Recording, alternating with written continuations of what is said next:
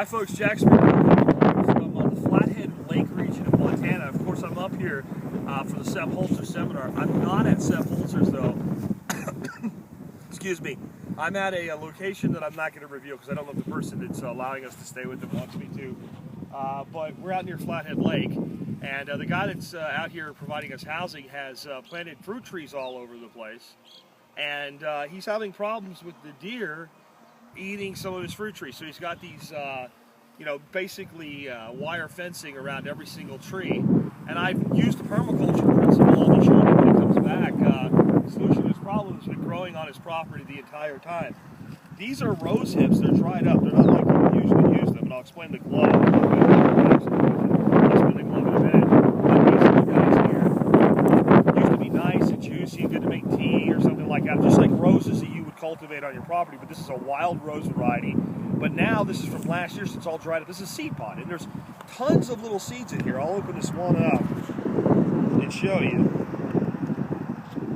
We won't focus in on them, but I'll just kind of, that's only a fraction of the seeds, but there's tons of seeds in there that will propagate more wild roses.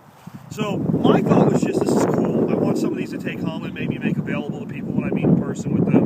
I don't know if I'll be mailing them, but maybe I'll do some stuff with Johnny Seed Savers Exchange, Johnny Max's thing. And each one of these, I have a cup full of them now, has the seeds. But while Dorothy and I are out here planting them, we noticed something. We noticed that there's hips all up there in the top of the tree, and there's no hips down here. Why? Because these whitetail and blacktail deer that are so prolific in the area, and Dorothy saw some of them right outside of our little window yesterday, they like these things, and they eat them just like they browse on the fruit trees and eat the fruit, but they'll eat right up to about here, where they have to push their body into these thorns.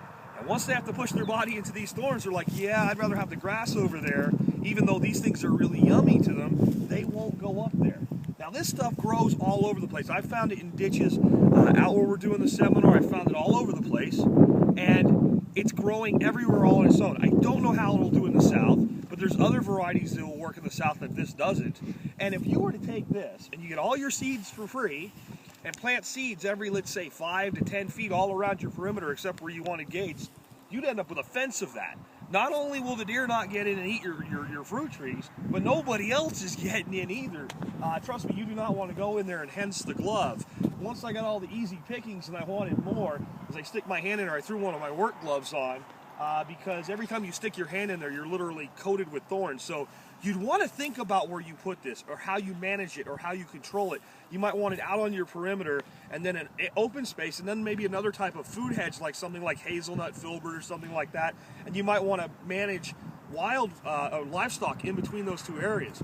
But what a great plant. And what can we do with it? Well, we can eat it directly, even though it's kind of seedy when it's soft. The seeds aren't hard then. There's more vitamin C in one of these than an entire orange.